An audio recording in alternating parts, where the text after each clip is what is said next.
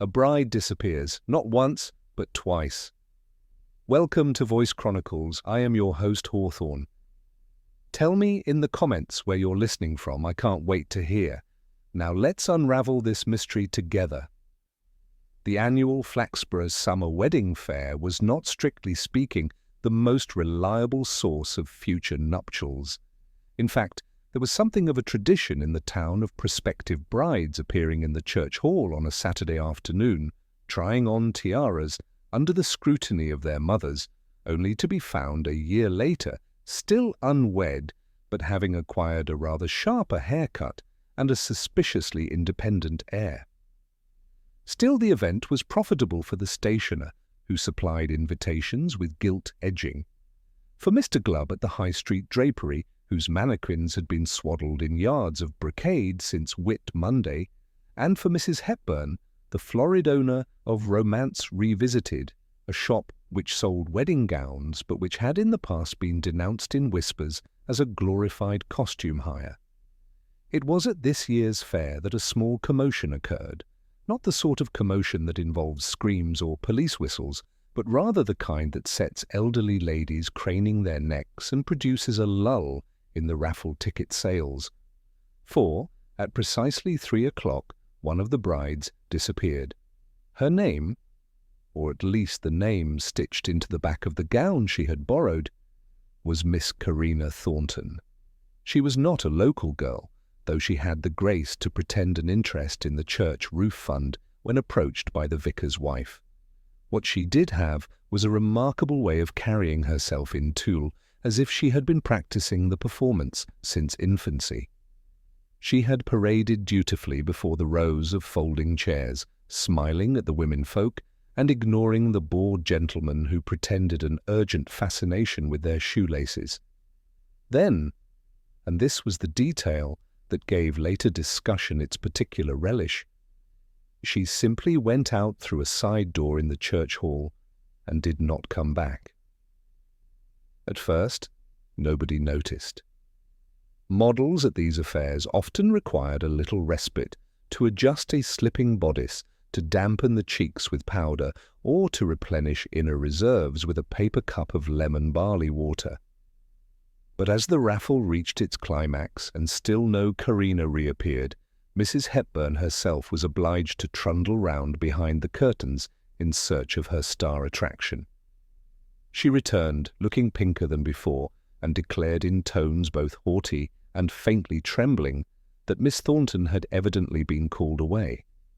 That expression in Flaxborough was always received with the same instinctive scepticism as only a rumour or a purely temporary arrangement. By 6 o'clock the news had seeped into every teapot within the borough boundary. The bride had absconded. Some said she had fled with a young man who had been spotted lurking by the war memorial. Others insisted she was already married scandalously to a foreigner, and that the wedding fair was no more than an elaborate deceit. One or two even hinted that she had been whisked away by Mrs. Hepburn's creditors. The most determined version, however, was that Karina Thornton had vanished before. This, of course, made no sense to anyone who heard it. But in Flaxborough, sense was never an obstacle to a good story.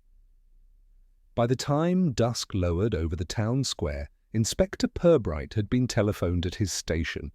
The caller was not Mrs. Hepburn, nor indeed anyone directly concerned with the vanished young lady, but rather Councillor Mrs. Hockaday, whose opinion on all matters civic was that the police ought to be apprised before calamity occurred, and certainly before the Lincolnshire Echo got wind of it. Thus it was that Purbright, a man who rarely showed surprise and never panic, laid aside his pen from the quiet business of charge sheets and prepared to look into what he described, to the slight irritation of his sergeant, as a matrimonial misplacement. The town of Flaxborough did not require the services of a loudhailer when news of any small calamity needed to be spread. It had the tea shop on Market Street, 3 competing hairdressers, and the Women's Institute choir rehearsal. By the time Inspector Purbright had strolled from the police station to the church hall, An unhurried 10 minutes, it seemed to him that every inhabitant of the borough had already formed an opinion about the vanished young woman and was eager to rehearse it aloud. At the fair itself, the mood was a mixture of indignation and relish. Mrs. Hepburn, who had stationed herself beside the refreshment table, was insisting to anyone who would listen that Miss Thornton had been entirely to blame. You give a girl an opportunity, you entrust her with good silk organza, and what do you get? A disappearance in the middle of Act 2. Her voice rose in increments, as though she had half a mind to charge the missing girl for loss of custom. A few yards away, Mrs. Mounts, whose 2 daughters were of what the older generation described as marriageable age, whispered to her neighbour that the whole thing was a fraud. You mark me, she was no model at all. She was planted by somebody to make mischief, probably by that firm from Gainsborough. What's their name? Brides Divine. It's sabotage, that's what it is. The vicar's wife, a tall woman with a habit of looking simultaneously reproachful and exhausted, chose a more charitable view. She told Sergeant Love, who had been deputed to take down names and addresses, that the poor girl must have received distressing news. "Perhaps a bereavement," she said, lowering her voice in a manner meant to convey both compassion and superior delicacy. Love wrote this down in his notebook with the patience of a man accustomed to recording every local theory as though it were valuable testimony. His eyes, however, betrayed a certain wistfulness whenever he glanced towards the doorway. Love liked his mysteries to be the kind that involved locked rooms, coded letters, and jewel thefts, not frocks gone astray with their wearers still inside. Purbright, meanwhile, moved through the gathering at his usual steady pace, nodding amiably and pausing just long enough to encourage confidences without quite soliciting them. He inquired gently of Mrs. Hepburn whether Miss Thornton had left any personal belongings behind. "Only the box her shoes came in," snapped the dressmaker. "And you may have a look at that if it helps you trace the missing child. Size 4, narrow fit, imported." The box contained nothing but a sliver of tissue paper. Purbright held it as though it might yet yield some intelligence, then closed the lid and handed it back to Mrs. Hepburn with grave courtesy, which rather disarmed her pique. In a corner of the hall, a small cluster of matrons had gathered around one Mrs. Pennywit, a sharp-eyed widow who claimed to have seen the absent bride leaving by the side door. "She didn't hurry, mind you," Mrs. Pennywit announced. "No running, no stumbling, just a glide, like a swan, what knows exactly where it's going. And there was somebody waiting for her outside, a man in a grey raincoat." At once, the matrons emitted a sympathetic gasp, like a choir responding to a cue. A man in a raincoat was a sufficient explanation in itself, whether the matter concerned elopement, fraud, or sudden death. Purbright thanked Mrs. Pennywit, made a note on the back of an envelope, and continued his tour. The more voices he heard, the more the tale expanded and contradicted itself. Some insisted the man had been tall, others that he was a stooped fellow. One claimed to have glimpsed a scar on his cheek, another a bowler hat. Purbright let them talk, never disputing, never betraying more than a mild attentiveness. He knew from long acquaintance with Flaxborough that the very volume of its gossip was the surest sign that nobody actually knew anything.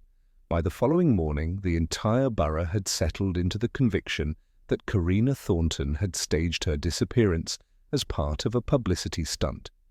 The Flaxborough Citizen printed a piece suggesting that modern young women, intoxicated by the cinema and cheap paperbacks, were prone to antics bordering on the theatrical.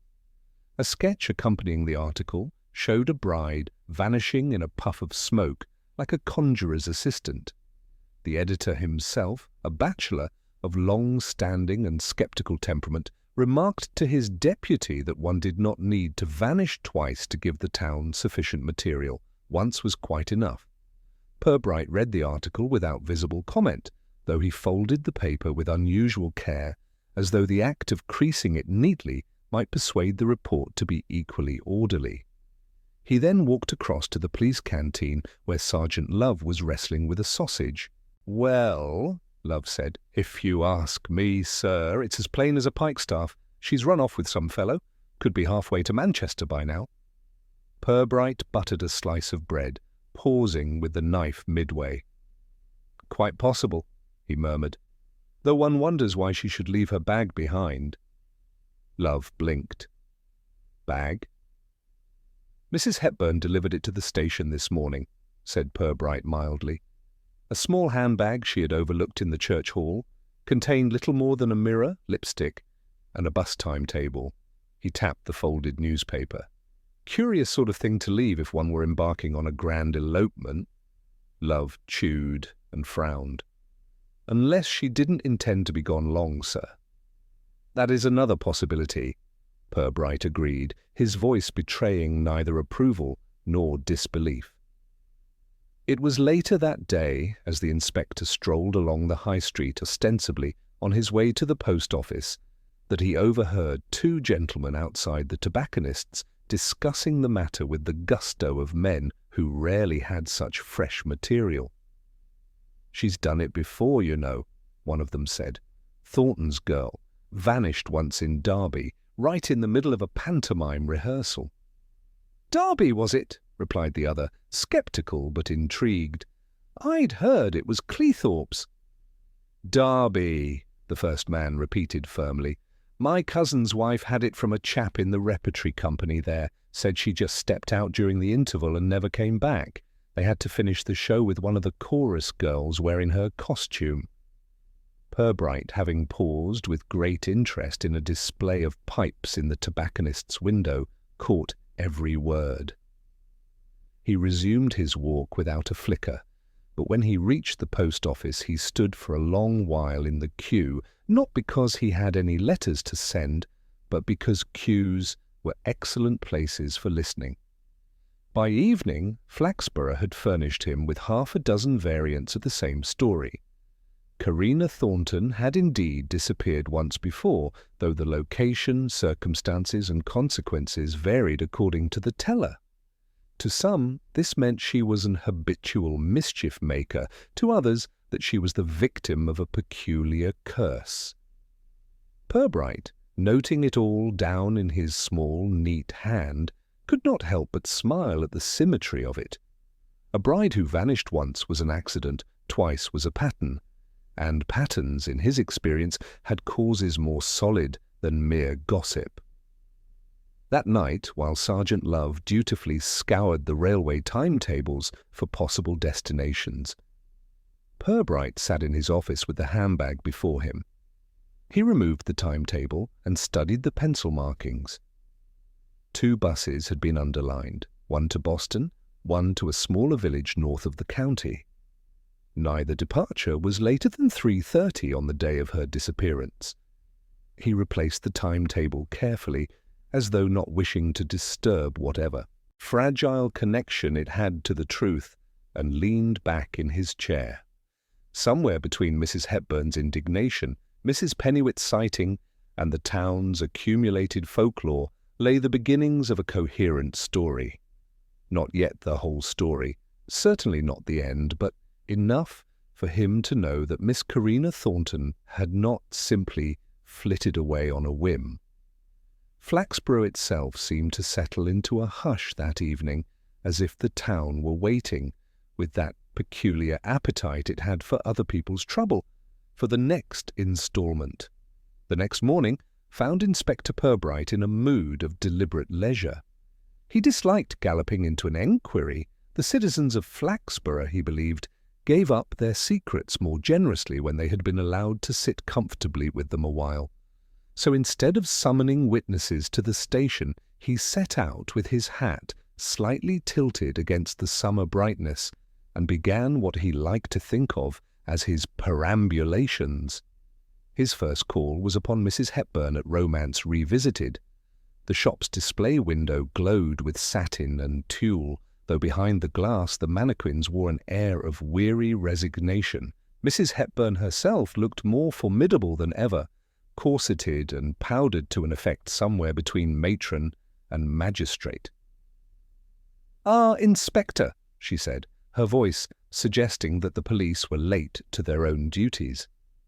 "I suppose you've come about the Thornton girl, a flighty piece if ever I saw one." Purbright inclined his head. "You found her reliable until she left, I take it." "She was punctual." "I'll grant her that." "Turned up to every fitting exactly on the hour. Spoke little, minded her manners. But you can always tell when there's a restlessness underneath. She had that look of someone waiting for a better offer." "Did she mention family?" Mrs. Hepburn pursed her lips. "Number, she claimed to be lodging in town for the season. Something about her aunt in Newark, but I never saw any such aunt." "And acquaintances in Flaxborough?" "Not that I observed, though she was forever slipping off between rehearsals. I assumed she went shopping, but she never returned with packages. That should have warned me." Purbright thanked her with the mild courtesy that made people feel simultaneously consulted and contradicted. He admired the racks of gowns, murmured that they must be much in demand, and left the shop with little more than a firmer impression that Mrs. Hepburn felt betrayed in a personal as well as commercial sense. Next, Purbright turned to the vicarage. The vicar's wife greeted him with a solemnity reserved for both funerals and serious teas. She led him into a sitting-room that smelt faintly of polish and seed cake. "It was a most distressing incident, Inspector," she began. "The poor child must have been sorely troubled. I could see it in her eyes on the morning of the show. They had that look of someone listening for news." "News?" "Yes, you know the look, a sort of inward tilt of the head. I remarked on it to my husband. He said perhaps she was nervous, but I have always maintained that young women show nerves in their hands, not in their eyes." Purbright allowed this taxonomy to pass without challenge. "Did she speak to anyone in particular at the fair?" "Only Mrs. Hepburn, really, though I noticed she was startled when Mrs. Pennywit approached her just before the parade, almost as if the sight of her had brought something back. But I expect that is fanciful of me." Purbright wrote it down, not because he believed it, but because fanciful remarks often contained stray particles of truth that had clung to them unbidden. From the vicarage he strolled on to the market square where Mrs. Pennywit herself was examining lettuces. She was delighted to find herself consulted by the police. "Ah, Inspector, I knew you'd come to me sooner or later. I was the only one who saw her go after all. Not that the others will admit it. They're all too busy making up stories of their own." "You observed a gentleman waiting?" "I did. Grey raincoat. A neat sort of fellow, but not young. Older than her, certainly." He gave a little nod, and she walked straight towards him. They went round the corner together as if it were the most natural thing in the world. "Did you hear them speak?" "No words, just that nod, as if it had been arranged long before. I said to myself, there's a secret between those two. And you know, Inspector, I'm rarely wrong in these matters." Purbright thanked her gravely and purchased a lettuce he had no particular need for. By midday he had accumulated a collection of testimonies, all pointing in different directions. To some, Karina had been nervous, to others, self-assured. Some had seen her with a man, others insisted she left alone. A few believed her aunt in Newark existed, while several declared it nonsense. Purbright noted it all, filing contradictions not as irritations, but as invitations. Back at the station, Sergeant Love awaited him with a notebook bulging from enthusiastic use. "I've spoken to the bus depot, sir," Love announced. "Nobody remembers her boarding. Not in a wedding dress, anyway. They're fairly sure they'd notice that." Purbright smiled faintly. "I should hope so. Did you ask about other days?" "Other days, sir?" She may have studied the buses earlier, familiarized herself with the timetables. People often practice their disappearances before the performance. Love blinked, trying to imagine the rehearsal of vanishing acts. He nodded with determined gravity. "I'll inquire again." The afternoon brought a visit from Counsellor Mrs. Hockaday, whose sense of civic responsibility rarely permitted her to remain uninvolved. She seated herself in Purbright's office and delivered a pronouncement. "This is not merely a matter of a missing girl. It is a question of the town's reputation. If Flaxborough becomes known as the sort of place where brides wander off at public events, what will the county think? We shall be laughed at." Purbright inclined his head respectfully. "I will endeavour to preserve the borough's dignity, Counsellor." Mrs. Hockaday sighed in relief, as though this assurance were equivalent to a full police mobilization. She then confided in a lower tone that she herself suspected Miss Thornton was mixed up in amateur theatricals and had seized the fair as an opportunity to stage a little drama. "I don't doubt she'll turn up in Lincoln, playing some maidservant role and pretending none of this ever happened." The inspector promised to bear it in mind. That evening, as dusk folded over the town, Purbright walked once more through the square. He carried Karina's handbag under his arm, not because he expected it to yield new evidence, but because he felt it should not be forgotten. Objects abandoned by their owners often told a subtler truth than statements left by witnesses. The bus timetable remained the oddest element. 2 routes underlined in pencil, neither of them extravagant destinations. Why underline them at all, unless she intended to use one?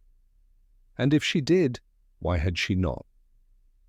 As he stood considering this beneath the lamplight, a small boy on a bicycle circled him twice before daring to speak. "Are you looking for the lady in the frock, mister?" Purbright turned, gently grave. "Indeed I am. Have you seen her?"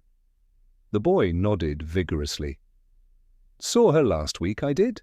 Down by the canal near Mr. Leaper's warehouse. She was talking to a man."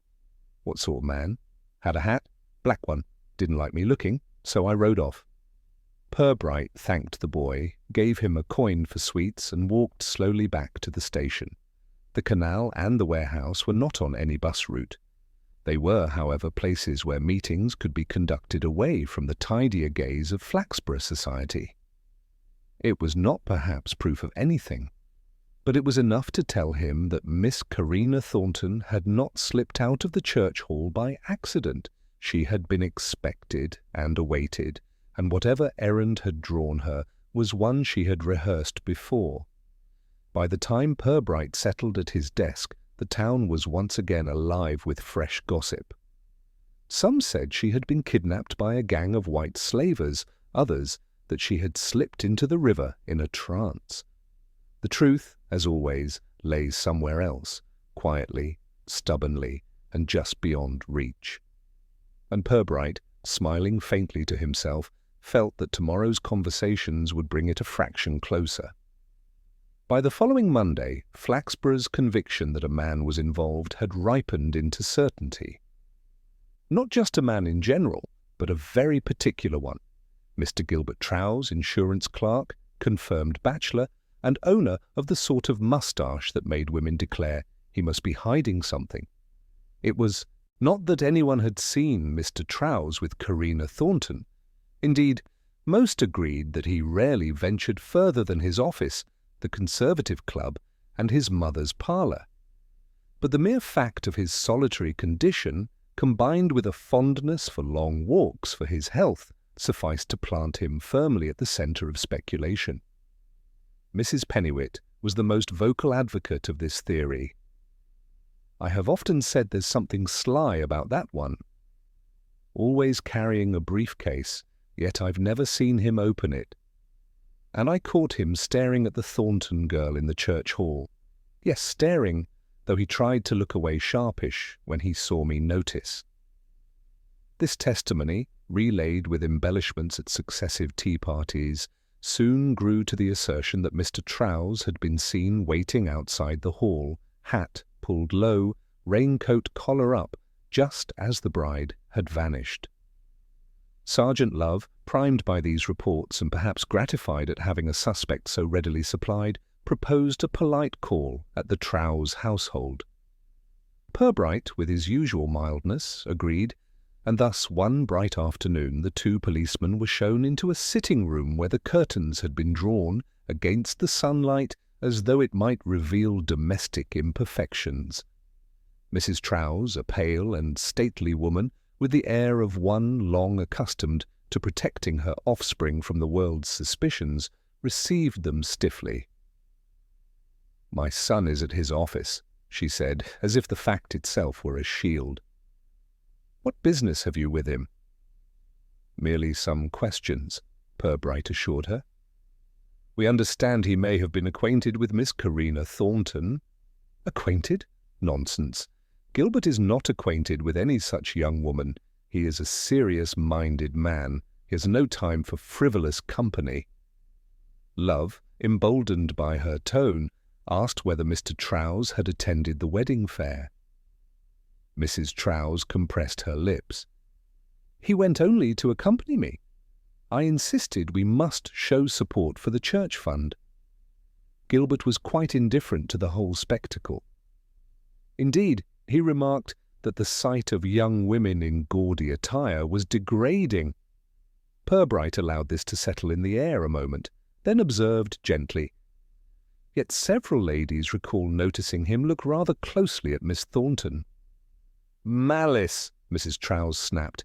"That's all it is. Malice from women who cannot keep their own households in order. My son is not the kind to be led astray by a painted face." She dismissed them soon afterwards with a cool formality that suggested they had overstepped the threshold of decency. When they emerged into the street, Love muttered, "Well, she's protective enough for 10 mothers." Which usually means there's something to hide. "You ask me, sir? Trowse is our man?" Purbright tilted his hat against the sun. Perhaps. Or perhaps he is merely a man with a mother. The following day, Mr. Trowse himself was invited to the station for what Purbright described as a routine chat. He appeared promptly, moustache bristling with indignation. "I must protest," he began before even sitting down. "My mother informs me that you implied I had some familiarity with this Thornton woman. I assure you, Inspector, that is an abominable falsehood." "Do sit down," Purbright said, as though soothing a restless dog. "We only wish to establish where you were on Saturday afternoon."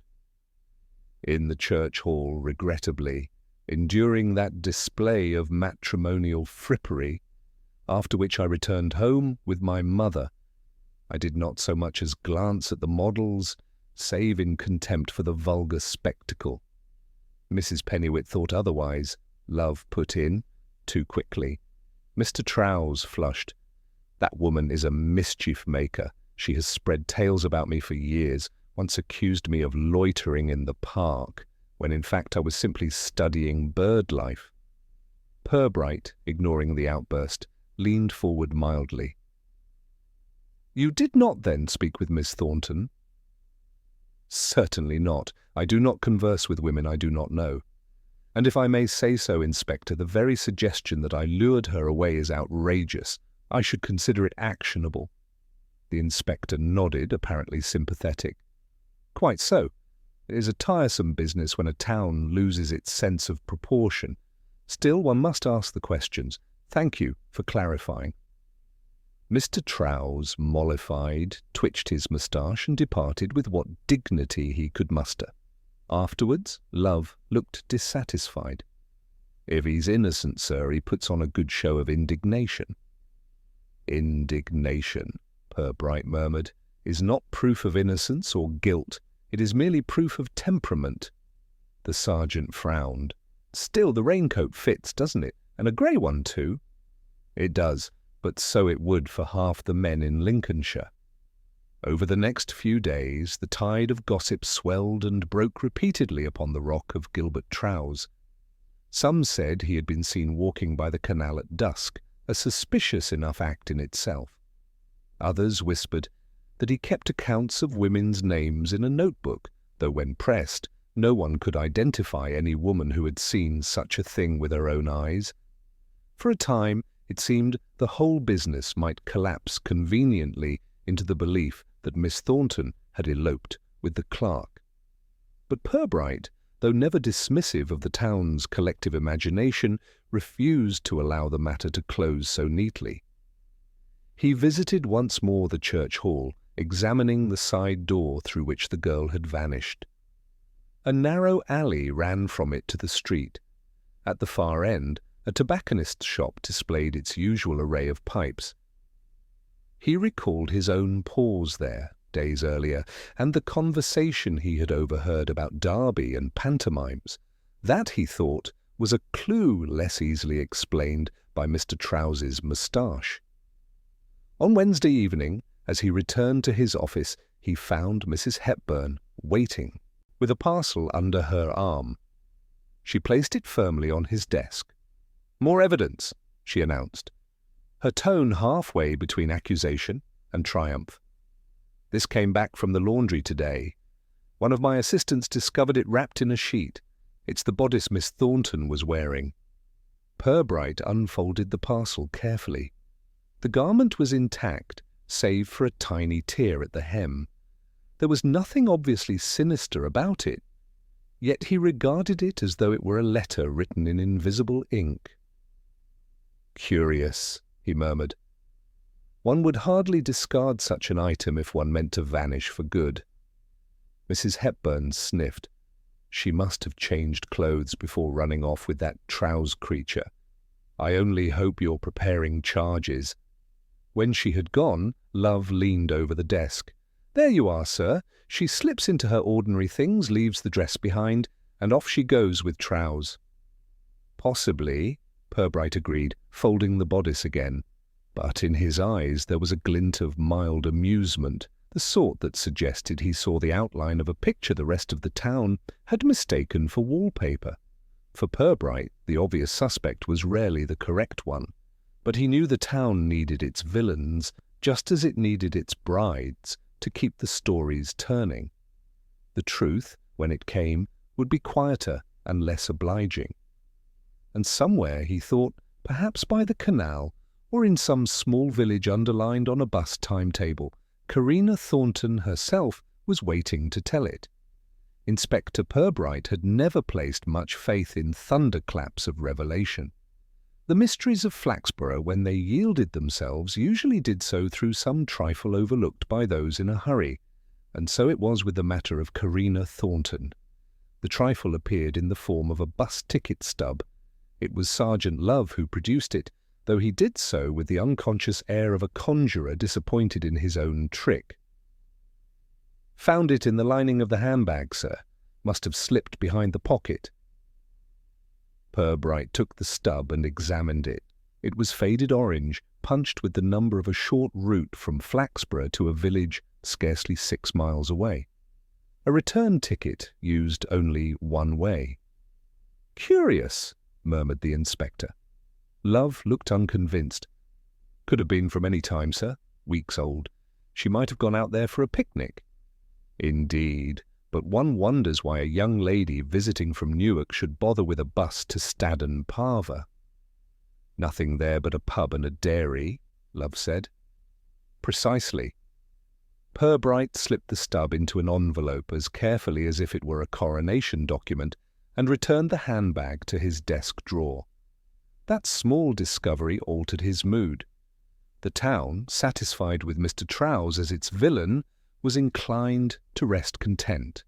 But Purbright began instead to think of Staden Parva with its dairy, its single lane, and its inn called the Cow and Flute. The next morning he took the bus, himself. It was scarcely full. A pensioner with 2 baskets, a labourer smelling faintly of linseed, and a young mother with a child intent on experimenting with noise.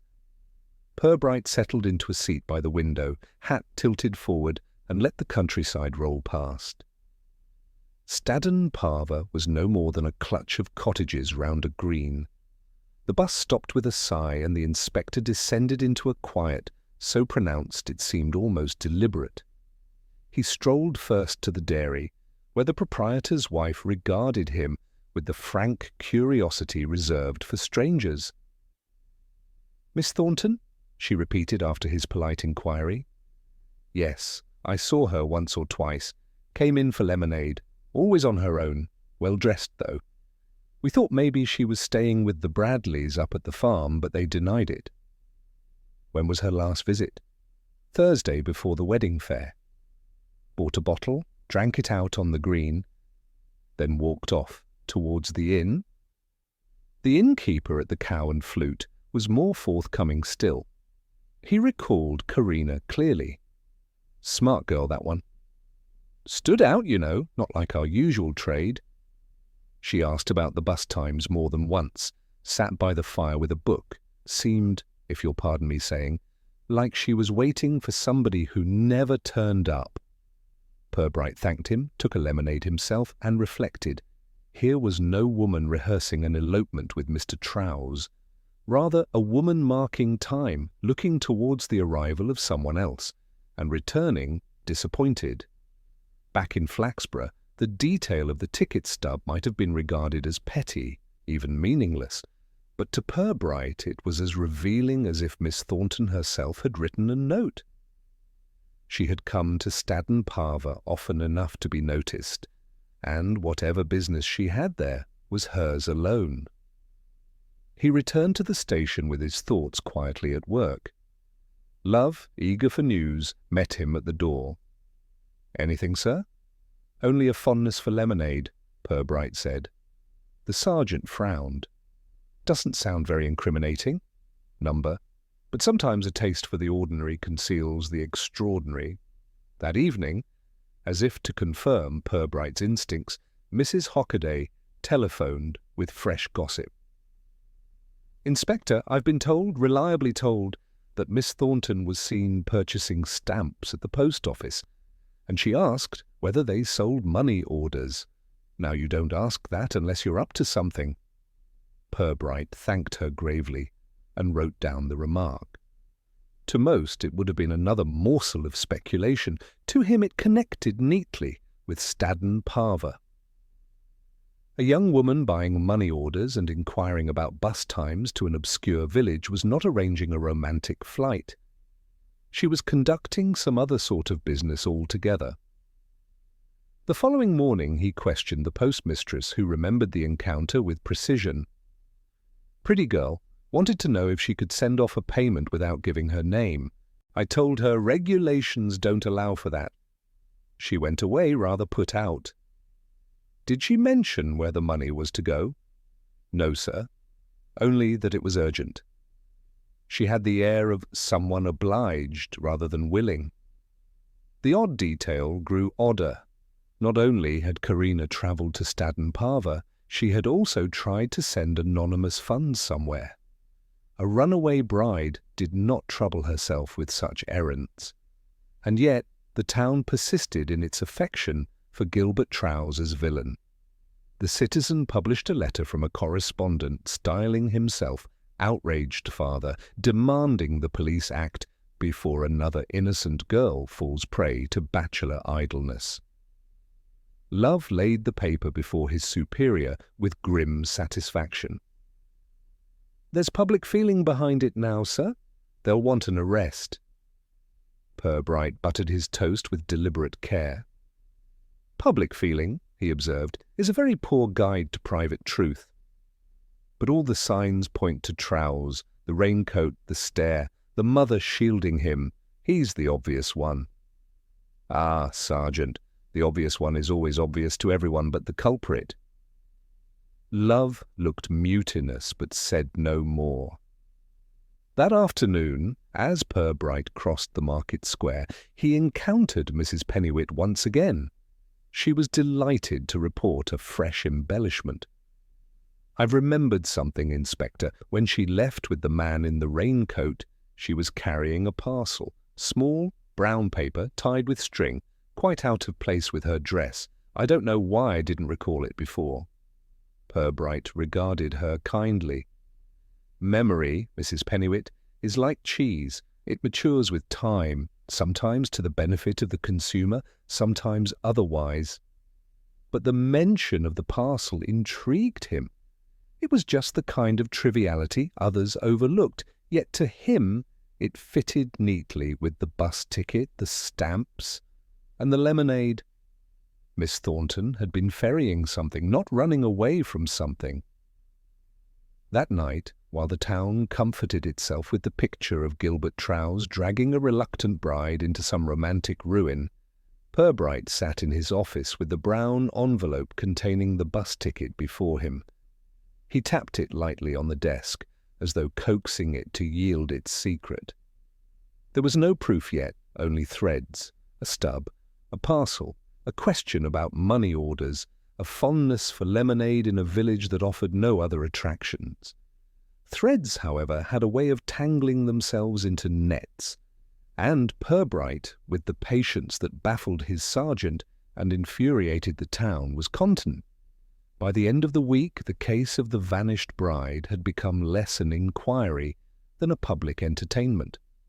Flaxborough was at its best when scandal could be rehearsed over teacups or retold in careful whispers during choir practice.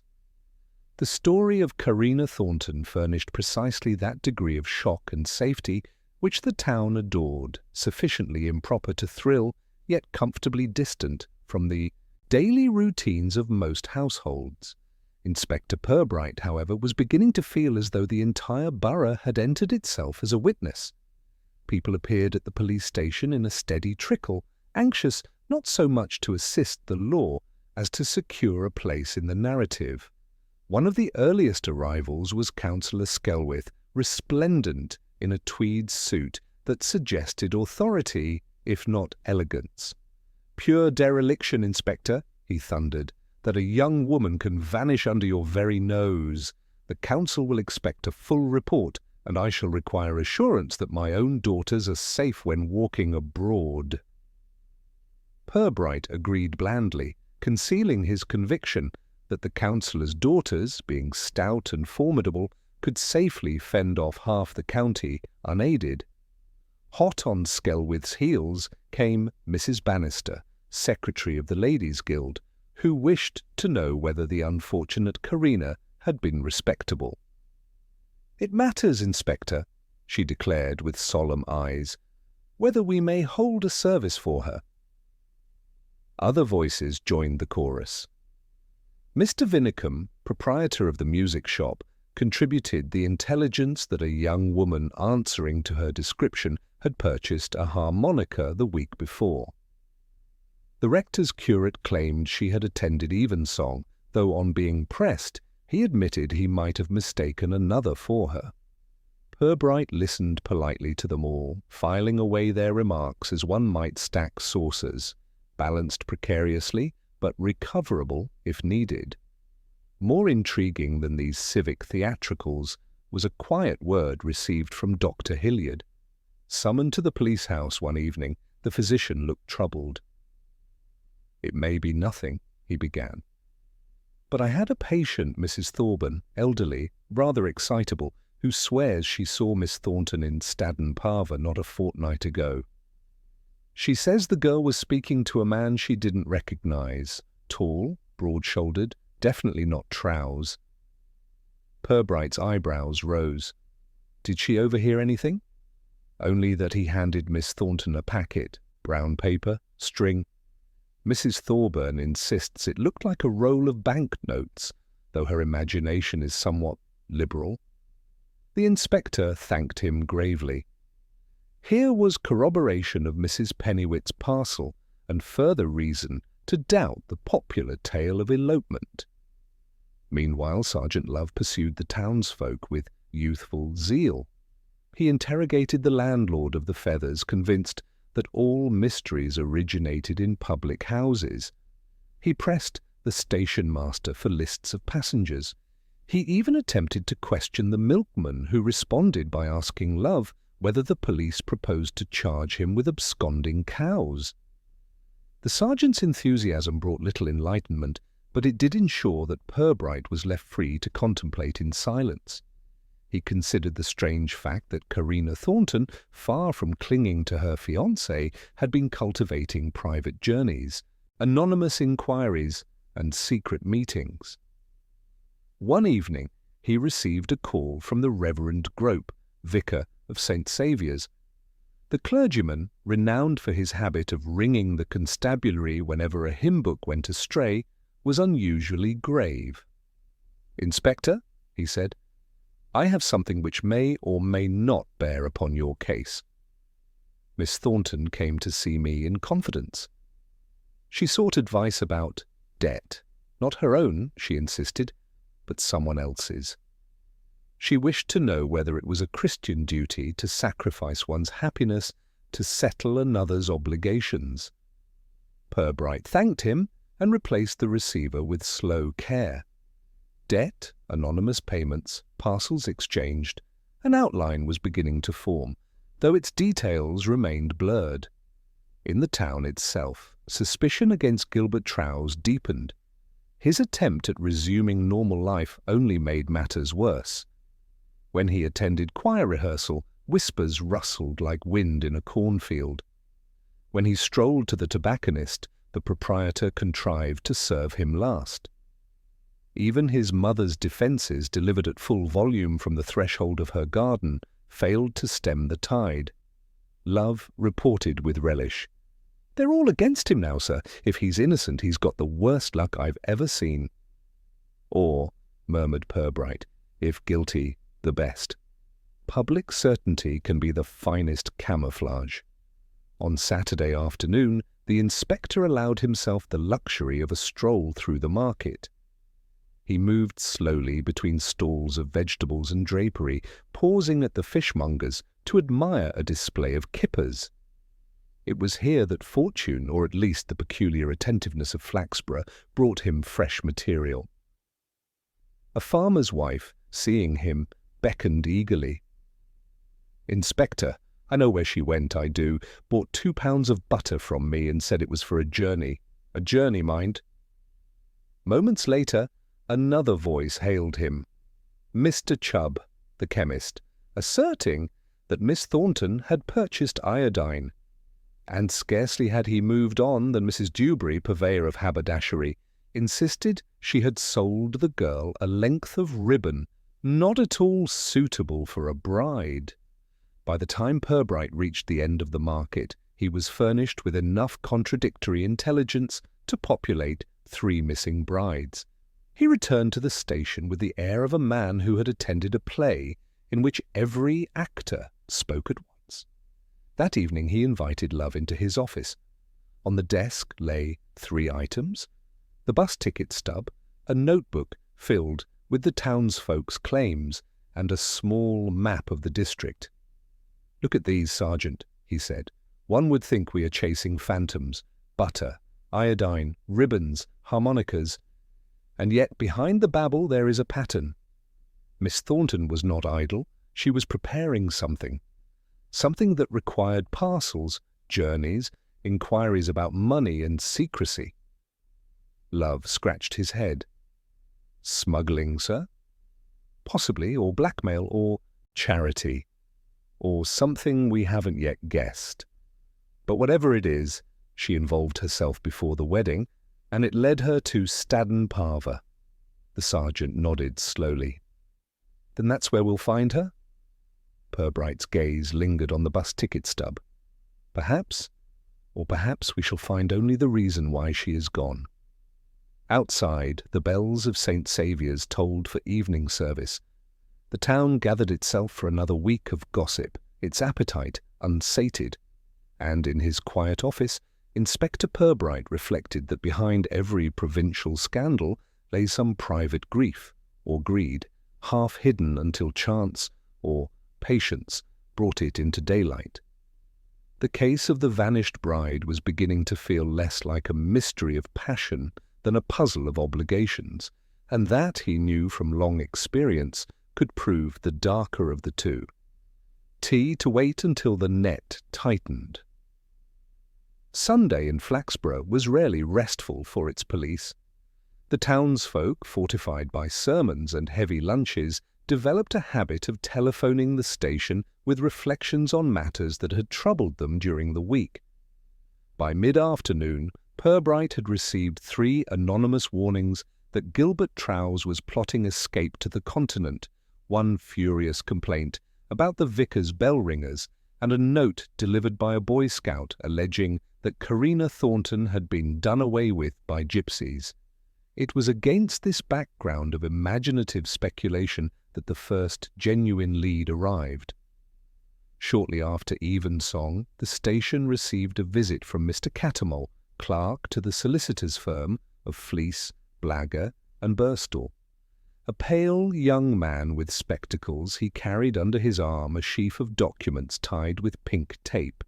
He introduced himself to Purbright with the diffidence of a man accustomed to speaking in footnotes. I hesitate to intrude, Inspector," he began, "but as you are inquiring into Miss Thornton's disappearance, I thought it my duty to mention certain financial arrangements." Purbright ushered him into the office and gestured to a chair. "It appears," continued Cattermole, unfastening the tape with nervous fingers, "that Miss Thornton came to see our Mr. Blagg not once but thrice in recent weeks.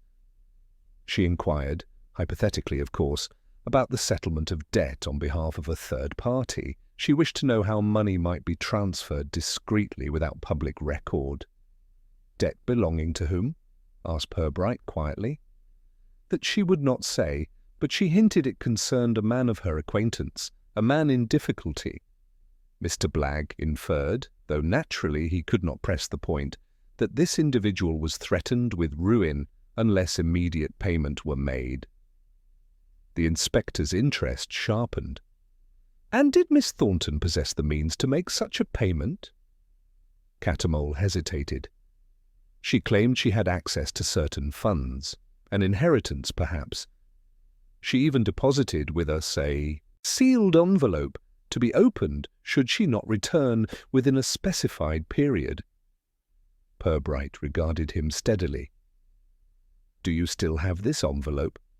The clerk produced it from his case, cream paper, addressed in Karina's neat hand. "Mr. Blagger was away, so I have taken the liberty of bringing it to you." Purbright turned it over without opening. The envelope, light but firm, seemed to contain a folded document. Its seal remained intact. "You have done well, Mr. Cattermole," he said. "Leave this with me. And may I ask, did Miss Thornton appear distressed?" The young man considered. "Not distressed, determined, rather as though she were embarking upon some duty she could not avoid." When he had gone, Purbright laid the envelope beside the bus ticket stub. Together they formed a silent testimony to intention and secrecy. Love, summoned from his quarters, stared at the new evidence. "That proves it, sir. She was mixed up in some money business, debt or blackmail, Trowse, most likely." "Or not Trowse," murmured Purbright. "Remember, Sergeant, guilt often hides where we least expect it. Let us not give the poor fellow more than his due until the facts insist." The following morning, Purbright drove to Staddon Parva, the village mentioned by Mrs. Thorburn. It lay 10 miles east, a cluster of cottages around a green. At the inn, the Pheasant, he found an obliging landlord, Mr. Quayle, who readily recalled a young woman staying there under the name Miss Trent. "Stayed 2 nights, she did," said Quayle, polishing a tankard. "Quiet sort, but not shy. Had a gentleman caller, tall chap, broad in the shoulders. Business, I should think. They kept to themselves." Purbright inquired the date. It matched exactly the period when Karina had claimed to be visiting an aunt in Lincoln. "Did she leave any forwarding address?" Quayle shook his head. "Took the bus. Just like that. Seemed in a hurry." Back in Flaxborough, Purbright summoned Gilbert Trowse once more. The young man arrived resentful, accompanied by his mother, who glared at the inspector as though murder investigations were an insult to good breeding. "Mr. Trowse," said Purbright mildly, "were you aware that Miss Thornton travelled to Staden Parva before the wedding?" Trowse blinked. "Staden Parva? What would she be doing there?" "That is what we hope to learn. Do you recognize the name Trent?" "Never heard of it." His denial seemed genuine enough, though Purbright noted the flicker of alarm in Mrs. Trowse's eyes. The interview yielded little more. Gilbert grew agitated, protesting that he had suffered enough humiliation. His mother demanded to know why the police wasted time on inns and aliases instead of searching the river. Purbright dismissed them with courtesy, reflecting that outrage, like innocence, could be feigned with equal skill. That evening, alone in his office, he finally broke the seal on Karina's envelope. Inside lay a single sheet, closely written.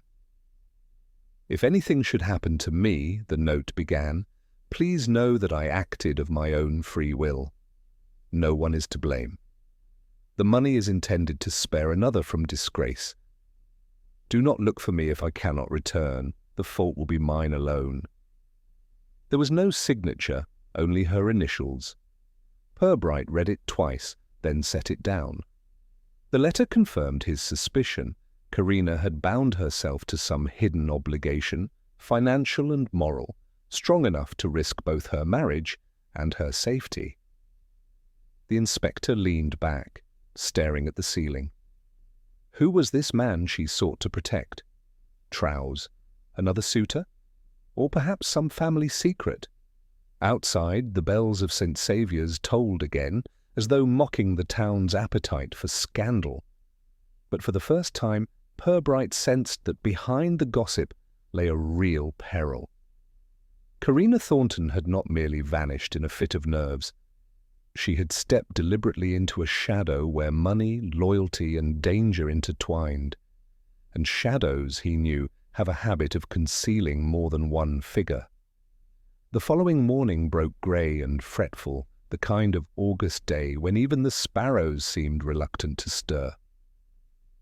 Inspector Purbright sat at his desk, the letter from Karina Thornton still open beside him. Its faint perfume, clinging after the week since it had been written, struck him as both intimate and unnerving, like the whisper of someone whose presence was now withheld. He had barely begun to re-examine the note when Sergeant Love appeared, carrying a tray of cups from the canteen. "Strong as I could manage it, sir. The canteen girl says we're lucky to have got tea at all. The boiler's sulking again." Purbright accepted the cup, absently. "Love, I want you to make inquiries at the bus depot. See if anyone recalls a young woman travelling from Staden Parva around the date in question. She would have been in company or followed closely by a tall man, broad-shouldered. If we are fortunate, one of the drivers or conductors may remember him." Love nodded, though with little optimism. "Not easy, sir. Half the county takes the bus sooner or later, but I'll give it a go." Left alone, Purbright reached for the telephone and called Fleece, Blagger and Birstall. After some wrangling with the secretary, he managed to speak with Mr. Blagg himself, a cautious voice that measured every syllable as though it were billable. "Yes, Inspector, I can confirm Miss Thornton asked about private settlements of debt. She did not say for whom, but she gave the impression, how shall I put it, of being in some haste, almost desperate." "And did she mention an amount?" "She did not, but from the way she inquired about collateral, one gathered it was substantial, possibly ruinous." That word clung in Purbright's ear long after he replaced the receiver. Ruinous. Who in Flaxborough, or beyond, stood on the edge of ruin? By late afternoon, Love returned from the depot with a scrap of luck. "One of the drivers thinks he remembers her, sir. Pretty girl, quiet sort. Sat by the window. The chap with her bought both tickets. Big fellow, broad like I said. but kept his hat pulled low. The driver thought he might have been military, stood like it anyway. Where did they go? Lincoln. Got off at the High Street stop. Lincoln. A city large enough to hide anyone who wished to disappear. Purbright thanked his sergeant and instructed him to draft a discreet circular to the Lincoln police, requesting if any hotel staff or shopkeepers had noted a couple matching that description. That evening, as dusk settled, the inspector took a solitary walk along the riverside path behind the station. Flaxborough's water meadows, usually placid, seemed brooding under the weight of unanswered questions. Somewhere out there, Karina had walked with another man, planning an act she described as a duty, perhaps even a sacrifice. The next day brought confirmation. A constable from Lincoln telephoned to say that a young woman and a tall man had indeed stayed at the Angel Hotel under the names Mr. and Mrs. Trent. They had taken a room for 2 nights, paid in advance, and departed suddenly before breakfast on the 3rd morning. Purbright listened intently. Did the staff note anything unusual about them? Yes, sir. The lady appeared anxious, though not unwilling. The man did all the talking. When they left, she seemed resigned. The inspector thanked the caller, then sat motionless for several minutes. Resigned. The word echoed the tone of her letter. It was not flight, nor romance, but submission. Later, while he was drafting his report, a visitor arrived unannounced, Mrs. Trowse. She swept into the office in a cloud of perfume and indignation. Inspector, I will not tolerate further slander of my son. You hound him, question him, drag his name into taverns. What for? Because some silly girl lost her wits? Purbright regarded her calmly. I assure you, madam, no one is accusing your son. We are merely attempting to establish Miss Thornton's whereabouts. My son is innocent. He knows nothing of her affairs. If she chose to run off with some adventurer, that is her own doing. And I will say this, she was never good enough for Gilbert. With that, she swept out again, leaving the faintest trace of alarm beneath her fury. That night, Purbright took out Karina's note once more. The money is intended to spare another from disgrace. Could it be Mrs. Trowse herself? A debt? A scandal hushed? Or was the woman's hostility merely the mask of fear? The following morning brought news that made the inspector's doubts harden into dread. A clerk from the Flaxborough Building Society telephoned. Inspector, you asked us to notify you of unusual withdrawals. Well, a fortnight ago Miss Thornton closed her savings account, nearly £500 in cash. Purbright felt the weight of it. £500, enough to pay off a blackmailer or to settle debts capable of toppling a family name, enough to make a young woman vanish without a trace. By the week's end, Sergeant Love returned with a tidbit from Lincoln. Sir, they've traced the tall man, or at least they've got a name he used, signed the register as Arthur Dinsdale.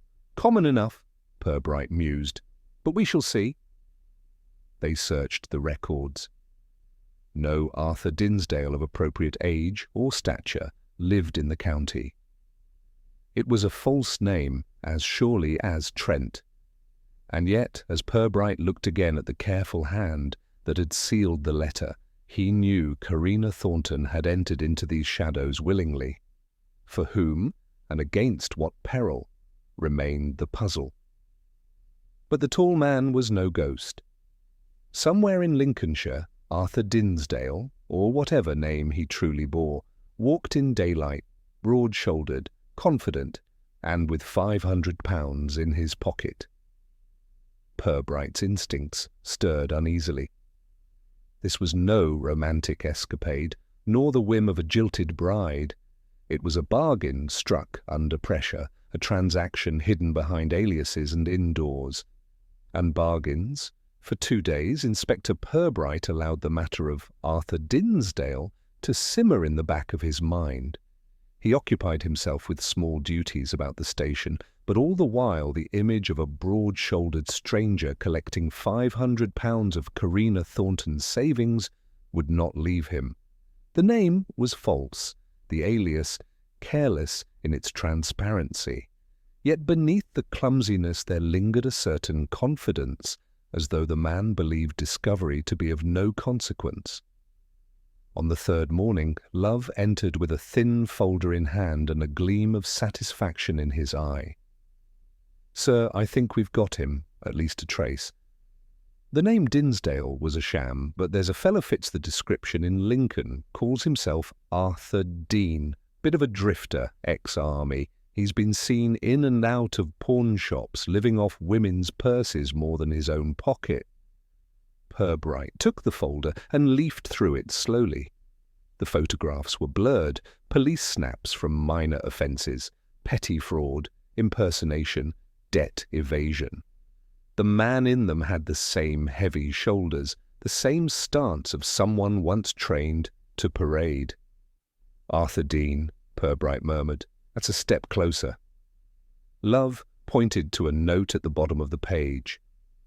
He was cautioned 6 months ago for attempting to borrow money against a false title, tried to pass himself off as heir to a Grimsby shipping family. Very slick talker, apparently. The inspector leaned back, thoughtful. "So he trades in illusions and now perhaps in desperate young women." They arranged to meet with Detective Sergeant Godwin of the Lincoln Police, who had dealt with Dean before. Godwin was a heavy-set, pragmatic officer who spoke with little ceremony. "Dean's a charmer, knows how to flatter, especially the sort who fancy themselves rescuers or martyrs. He'll play the gallant, the wronged officer, the misunderstood cousin. Next thing you know, your savings book's in his pocket." Purbright asked quietly, "And women have suffered by him?" "Plenty, but most are too shamed to come forward. He spins them tales of disgrace, of debts that must be paid at once, or else their good names, or their families, will be ruined. Sounds familiar, doesn't it?" Purbright nodded gravely. Karina's words echoed again, a matter of honour, of shielding another from disgrace. On his return to Flaxborough, the inspector stopped at Thornton's jeweller's shop. Karina's father, grey-faced and polite, received him in the back office where a kettle hissed on a gas ring. "Mr. Thornton," Purbright began, "did your daughter ever speak of a soldier acquaintance, perhaps a man she met at some social gathering?" The jeweller's hands trembled faintly as he set down a ledger. "Not to me, Inspector. She was private even with her mother. But I know she was troubled in the weeks before the wedding. I thought it was the weight of marriage. Now—" He broke off, unable to finish. Purbright left him with reassurances, but in truth he felt only the tightening of the net.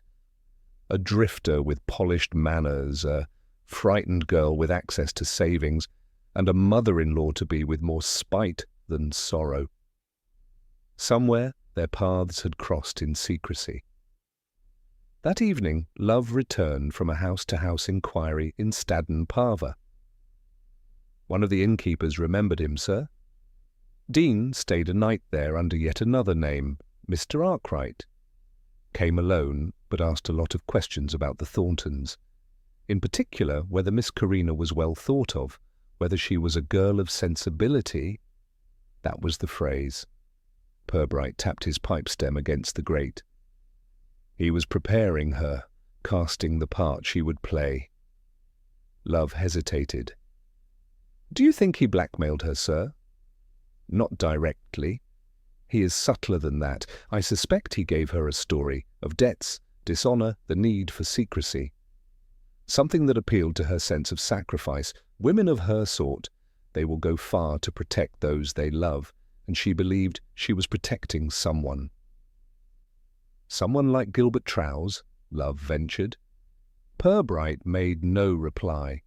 He stared into the grate as though the ash might arrange itself into an answer.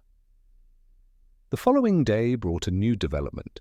A railway guard at Lincoln, responding to the circular, reported that Dean and Karina had boarded a train bound for Manchester under yet another alias. But when police searched the hotels there was no sign of them. They had vanished between stations, slipping like shadows across the countryside. The inspector sat late that night in his office, poring over maps. The pattern was deliberate. Flaxborough to Lincoln, Lincoln to Manchester. Never the direct path, always a curve, a diversion. It was the old trick of a con man to keep pursuers chasing ghosts. Yet in the middle of the pattern lay Karina's last letter, her quiet insistence that she must go, not to escape, but to fulfill some grim duty. Purbright closed his eyes. He could feel, almost hear, the quiet despair with which she had written, "My absence will be brief." Brief, but how brief? And would she return at all? The next morning, before dawn had properly coloured the sky, a message arrived from Manchester police. A pawn ticket had been found in Dean's name. The item pledged was a gold watch inscribed, "To Karina, with my love, Gilbert." Purbright stared at the slip of paper in his hand. So Karina had parted with the gift of her fiancé, either by necessity or coercion. He turned to Love, who had been waiting anxiously. "Sergeant, we are past chasing phantoms. Dean's trail grows clearer. He has Karina's possessions now, perhaps her loyalty, perhaps even her silence. But he cannot change his nature. A man like him always leaves marks, debts, resentments. We must follow those." Love nodded. "And Miss Thornton?" Purbright's reply was quiet, almost sorrowful. "She is alive, I think, but alive in the shadow of a man who feeds upon the generous heart. We must hope we can reach her before that heart is broken entirely." The office grew still, the weight of the task pressing upon both men. Outside, Flaxborough stirred with the noise of carts and bicycles, the beginning of an ordinary day. But Purbright knew that somewhere, hidden in the maze of Dean's aliases and schemes, a young woman lived out her days in fear, clutching the belief that she had saved someone's honour by surrendering her own. And if Arthur Dean were allowed to vanish once more into the cracks of the county, Karina Thornton's disappearance might soon become not a mystery, but a tragedy. Of that kind rarely ended without tragedy. The pawn ticket lay on Purbright's desk long after Love had gone home for the night. It was a small, almost shabby scrap of card, but the neat copperplate writing upon it struck the inspector with the force of a hammer blow. A gift of Love, Gilbert's watch, had been reduced to collateral for some transaction between Arthur Dean and the shadows that financed his movements. Purbright could almost hear the conversation that must have passed between Karina and her new companion. Dean murmuring of debts, of honour, of urgent needs that could not be shared with the world. Karina, trembling but resolute, offering the one token that tied her to Gilbert. To yield it must have felt like renouncing him, and yet she had done it. In the grey morning light, Purbright's thoughts turned to Gilbert Trowse himself. There was still something about the man that gnawed at him. His grief had been too composed, too willing to take refuge in the bitterness of his mother rather than in any restless determination to find his bride. Purbright wondered whether Trowse had truly loved Karina, or whether her fortune, and perhaps her docility, had been the real attraction. By 9 o'clock he summoned Love.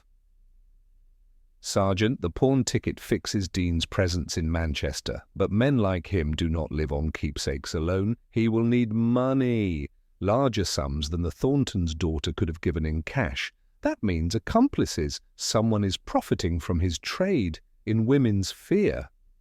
Love looked uneasy. "Do you think there's a whole ring of them, sir?" "Perhaps not a ring, but Dean is no solitary trickster. He needs fences for jewellery, hosts to lend him lodgings under false names, acquaintances willing to vouch for him in taverns. We shall dig among them. Begin with Manchester police. Ask for a list of pawnbrokers who have dealt with Dean, or Dean under any of his aliases. Work outward from there." Love set off with brisk obedience, though his eyes betrayed concern. Purbright, meanwhile, called at the Trowse house once more. Mrs. Trowse received him in her sitting room, where the curtains were drawn, though the sun shone brightly outside. "I hope you come with news, Inspector," she said, her voice sharp as vinegar. "This delay is intolerable. My son's reputation suffers every hour she remains unaccounted for." Purbright studied her pale, rigid face. "Your son's reputation is not the foremost matter, madam. It is Miss Thornton's safety that concerns us." Her lips tightened. "That girl has brought nothing but humiliation. I told Gilbert she was too weak, too easily led. I dare say she has gone off with this fellow you speak of, Dean, Dinsdale, whatever his name is. If so, she is unworthy of another thought." There was no mistaking the note of relish beneath her disdain. Purbright bowed politely, but inwardly recoiled. A mother who could dismiss a vanished bride so coldly was either blind to human feeling or had reasons of her own for desiring Karina gone. When he met Gilbert in the hallway, the young man appeared wan, but not distraught. "I've been hearing things, Inspector," he said quietly. "People whispering that Karina was not happy, that perhaps she never wished to marry me. Is that true?" Purbright's eyes softened, but he chose his words with care. "I think she wished to spare you, Gilbert. Whatever compelled her away was not indifference, but you must ask yourself whether you ever gave her the strength to confide in you." The remark struck home. Gilbert's gaze faltered, and for the first time Purbright saw a crack in his self-possession. By afternoon, Love returned with news. "We've traced another item, sir. A brooch, pawned in Manchester the same day as the watch. The broker swears it was the girl who brought it in, though Dean stood by, directing. She looked pale, frightened. He called her my cousin." Purbright rose at once. "Then she lives, and she is still under his influence." "But where, sir?" Love asked. The inspector tapped the desk. "Dean is circling, Sergeant. He avoids straight paths, he changes names, but he does not yet flee abroad. Why? Because he believes he has something to gain here, something worth the risk of lingering." That night, Purbright returned alone to the map of railway lines and coaching inns. A pattern emerged at last. The towns Dean visited formed not a random zigzag, but a slow progression westward, as if steering toward the ports of Liverpool. Perhaps he intended to vanish across the Irish Sea or to America, taking Karina as either accomplice or hostage. Yet another thought chilled the inspector. Dean might not intend to keep her at all. Once her savings were exhausted, once her jewels were sold, what further use could she serve? At dawn he dispatched wires to Liverpool police, warning them to watch for a man of Dean's description travelling with a young woman answering to Karina's likeness, but fate intervened before Liverpool could answer. That afternoon, a letter arrived at the station. Its postmark was a small village near Crewe. The handwriting was Karina's. Purbright opened it with hands that trembled slightly despite his usual composure. "Inspector Purbright," it began, "I cannot say where I am, for I have promised, but please believe me when I say I am well, and that the gentleman with me is honourable. If my father and Gilbert knew the truth, they would forgive me. Pray do not pursue us, for I shall return once a matter is concluded. I beg you to tell them so, and to ask that they wait patiently. With gratitude, Karina Thornton." Love, reading over his shoulder, exclaimed, "Honourable! That rogue! She must be under his spell entirely." Purbright nodded gravely. "Yes, Sergeant, he has convinced her that wrong is right, that betrayal is sacrifice. Such persuasion is more perilous than chains." The inspector sat long after, considering the careful choice of words. Karina had not said she loved Dean, only that he was honourable. The letter was less an expression of devotion than a plea for time, as if she herself doubted her role but dared not break free. Purbright leaned back, pipe unlit. "We are closer now, love. Dean is leading her westward, and his confidence grows, but his vanity will betray him. Men who thrive on deception cannot resist displaying their triumph. When he makes that mistake, we must be ready." Outside, the bells of St. Mark's tolled the hour. In Flaxborough, shopkeepers drew down their shutters and lamps glowed in windows. Yet within the inspector's office the tension coiled tighter, as though the whole town held its breath for a girl who had vanished, not once, but twice, first from her wedding and now from herself. And Purbright knew with unshakable certainty. The time to act was swiftly approaching. The chase that had begun with a note in a dressing-table drawer was nearing its perilous climax, and whether Karina emerged from it rescued or ruined would depend on how swiftly he struck. The letter lay upon Purbright's desk like a thorn embedded in flesh, neither fatal nor harmless, but impossible to ignore. He had read it so often that the loops of Karina's handwriting etched themselves upon his mind. Her insistence that she was well, her plea not to pursue her. Yet every syllable breathed the air of compulsion, as though dictated by another hand hovering just out of sight. By mid-morning, the inspector had resolved upon a course. He ordered Love to prepare discreet travel to Crewe. "We go ourselves, Sergeant. If Dean believes he has silenced us with that letter, he is mistaken. But we must be shadows, not hounds. No word to the Trouses or the Thorntons. Only disappointment or indiscretion could follow." Love, though nervous, obeyed. Within hours the pair were on the north-bound train, the rhythm of the wheels carrying them through meadows and mill towns toward the Cheshire countryside. Purbright spent the journey in thoughtful silence, occasionally consulting the railway guide. Dean's pattern of travel, he reflected, had always followed the lines of commerce. Wherever goods and money shifted quickly, there Dean could thrive.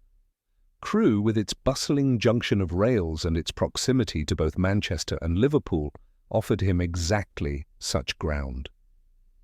Arriving at dusk, they lodged in a modest inn on the outskirts. Purbright, never one for dramatic gestures, ordered no supper but walked slowly through the streets, noting taverns where card games echoed, and lodging-houses where clerks and travellers mingled. Love trailed behind, eyes darting nervously at every shadow. It was near the second tavern, a place of smoke and fiddle music, that fortune offered its first thread. A barmaid, wiping her hands on her apron, paused when Purbright asked casually about a man fitting Dean's description, lean, sharp-eyed, given to gallantry with the ladies. "Aye," she said after a moment. "There was one here last night, called himself Mr. Dinsmore, spoke fine, bought drinks he could ill afford. He had a lady with him, pale, quiet thing, wrapped in a shawl. Didn't look his kin, for all he claimed it." Purbright exchanged a glance with Love. "And where did they go after?" The barmaid shrugged. "Took rooms at Mrs. Fallow's boarding house up near the station, but whether they're still there I couldn't say." They waited until night had deepened before venturing near the boarding house. The building was unremarkable, a square brick affair with lace curtains and the smell of stewed onions drifting from its windows. From across the street they watched. No light showed in the upper rooms, but Purbright's eye caught the flicker of a figure passing briefly before a curtain. A woman's silhouette, slight and unmistakably feminine. "Karina," whispered Love. Purbright laid a hand on his arm. "Patience. We must know Dean's movements before we stir. One rash attempt and she may vanish again." Thus began 2 days of the most delicate observation.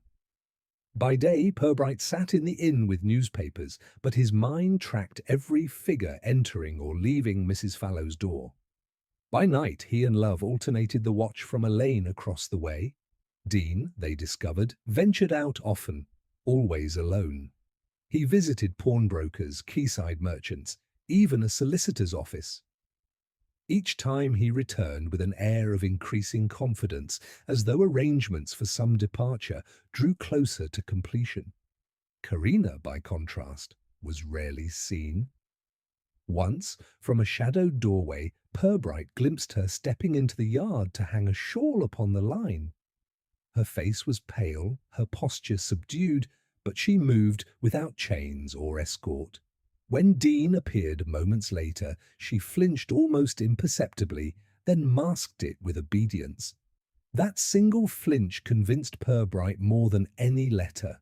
She was not free. She was bound by persuasion, by fear, by some spell of obligation Dean had woven.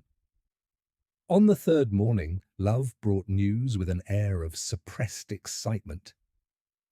"Sir, I've confirmed it at the booking office. A man calling himself Dinsmore reserved 2 berths on the packet to Dublin, sailing from Liverpool tomorrow night. He intends to be gone." Purbright allowed himself the briefest smile. "Then the hour is upon us. We cannot permit her removal beyond our reach. Tonight, we act." The plan was simple, as Purbright's methods often were. He would wait until Dean left for his evening errands, then intercept Karina within the boarding house, urging her to come quietly. If she hesitated, Love would fetch the constable to make matters plain. Dean, returning to find his prize gone, would be forced into the open where the law could seize him. Yet Purbright knew the greatest danger lay not in Dean's strength, but in Karina's wavering will. If she refused to leave, or if fear of scandal silenced her, all might be lost. As darkness thickened, they took their positions. Love stationed himself in the lane, ready to signal. Purbright, hat low, lingered near the doorway. At last, shortly past 8, Dean emerged, jaunty and well-dressed, a cane in his hand. He strolled away, whistling, utterly unsuspecting.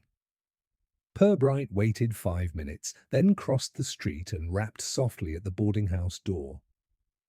Mrs. Fallow herself opened, peering suspiciously. But the inspector's card and quiet authority soon won her compliance. He ascended the narrow stairs and paused before the second door on the left. From within came the faintest sound of a woman moving. He knocked gently. A pause, then a voice, low and tremulous. "Yes." "Miss Thornton," he said, scarcely above a whisper. "It is Inspector Purbright. I beg you, open the door. You are not forsaken." Silence followed, taut as a drawn bowstring. Then the key scraped hesitantly and the door opened a crack.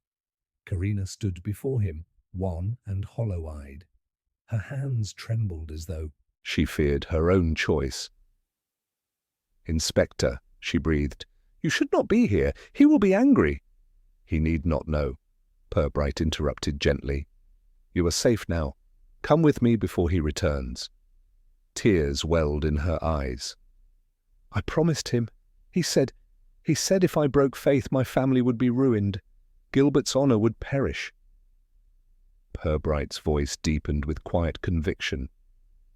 "It is not your duty to protect lies, Karina. The honour you fear to tarnish has already been betrayed by him. Think of yourself, not his threats. Think of the life you would have lived had he not ensnared you." For a moment she swayed, caught between dread and deliverance. Then, as if from the depths of her being, a decision surged. She seized his hand. "Yes, take me, quickly." Together they descended the stairs. At the threshold, however, a shadow loomed. Dean had returned sooner than expected. His eyes narrowed at the sight of Karina clutching Purbright's arm. "So," he said smoothly, though venom laced his tone, "the law plays shepherd, and my little lamb forgets her vows." Purbright stepped forward, shielding her. Arthur Dean, your masquerade ends here. You will come with me quietly, or face worse." Dean laughed softly, and for an instant Purbright saw the mask slip, the desperate gambler beneath the polished exterior. But before the inspector could move to restrain him, Dean turned on his heel and fled into the night, his boots striking sparks upon the cobblestones.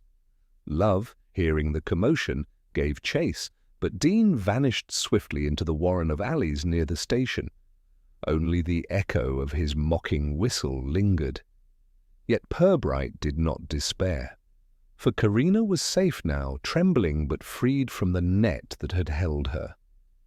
And though Dean remained at large, the inspector knew his quarry had made his last and gravest mistake. He had shown his face openly, and he had lost the one pawn that lent him power. As the lamps of Crewe flickered in the midnight wind, Purbright guided Karina back to the inn. Her ordeal was not ended, nor the chase complete. But the tide had turned. The bride who had vanished twice was now found. The reckoning with her deceiver was yet to come. Liverpool's docks spread before Arthur Dean like the restless ribs of a giant beast. The air was thick with coal smoke, salt, and the cry of gulls wheeling over masts that seemed a forest of spars and rigging. Dean pulled his coat tighter against the damp wind and kept to the shadows of the warehouses, his breath sharp from the run that had carried him out of Crewe and onto a midnight goods train. He was furious, but not broken. Karina's sudden defection gnawed at him like acid, yet he told himself the game was not yet lost. "A man does not build his fortune upon one woman's weakness," he muttered, scanning the rows of vessels moored against the wharves. "There are ships enough and purses enough in the world. I need only to outpace the law." Yet beneath his bravado lurked a mounting fear. He had seen Purbright's steady eyes, heard the resolve in his voice. This was no provincial fool to be toyed with. This was a hunter who would follow him into any labyrinth. Dean's instinct for survival, which had carried him through a dozen cons and twice as many flighted escapes, told him that time was closing like a snare. Still, he was resourceful.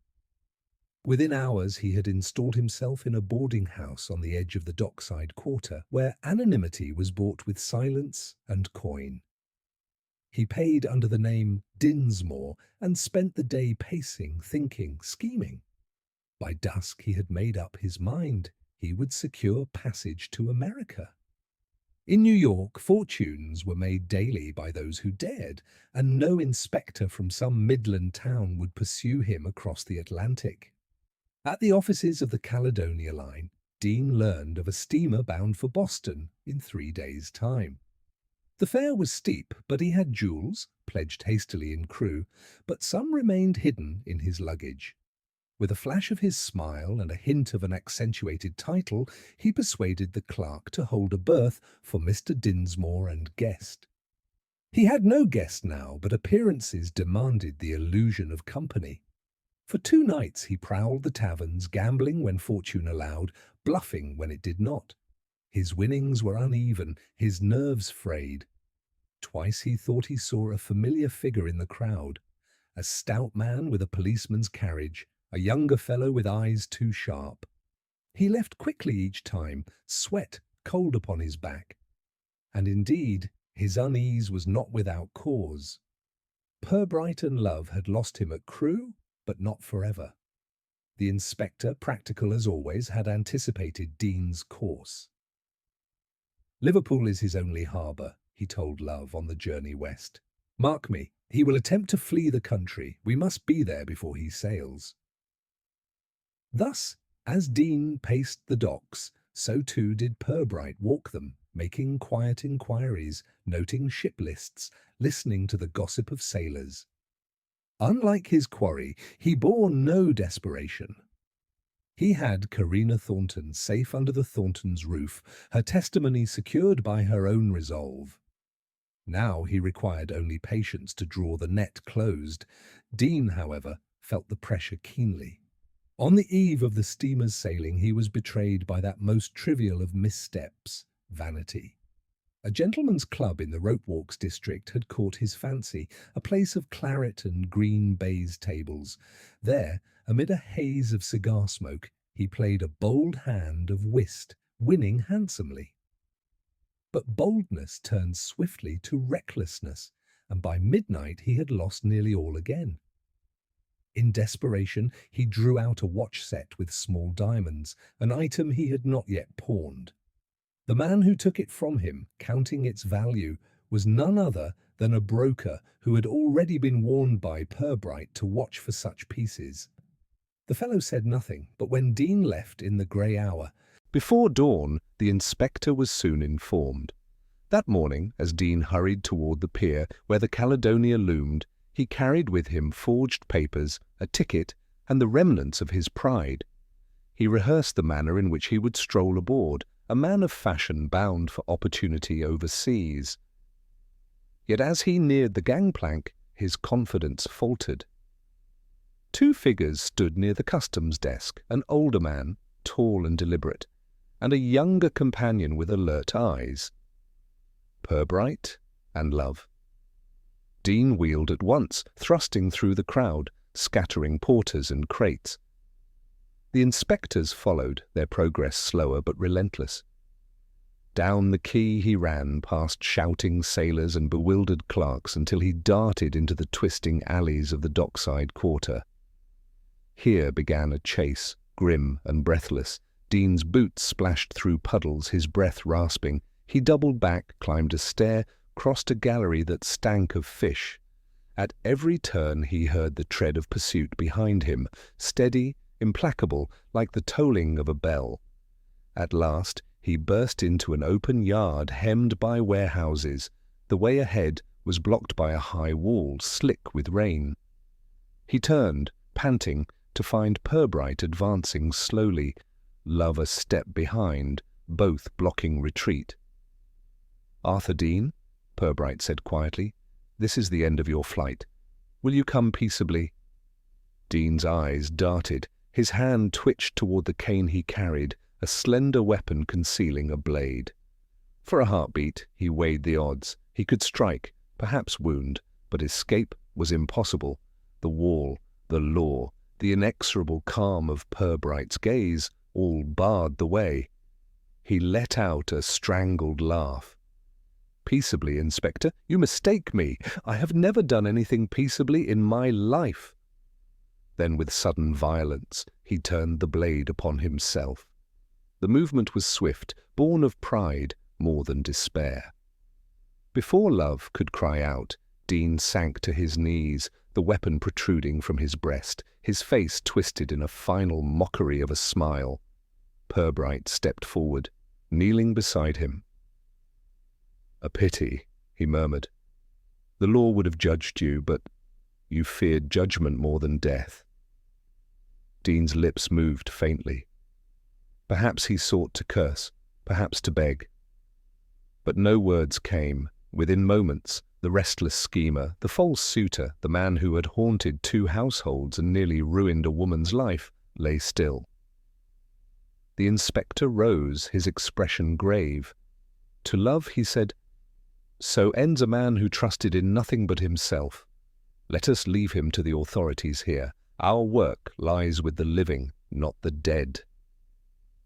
And as the gulls shrieked above the grey Mersey, Arthur Dean's story ended where the sea began.